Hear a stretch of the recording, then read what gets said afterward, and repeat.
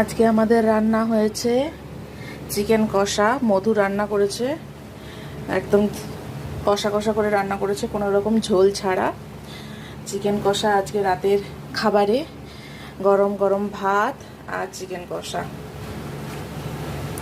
একদম শুকনো শুকনো করে রান্না করেছে মধু।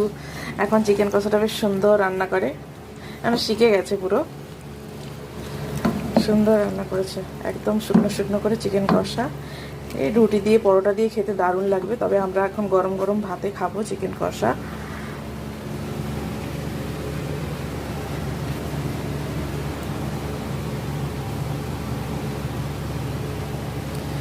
দেখতে দারুণ হয়েছে, গন্ধটাও খুব সুন্দর হয়েছে, খেতেও খুব টেস্টি হয়েছে।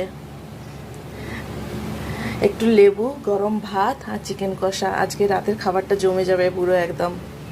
কেমন হয়েছে অবশ্যই আপনারা কমেন্ট করে জানাবেন। পরের ভিডিওর জন্য সাথে থাকবেন।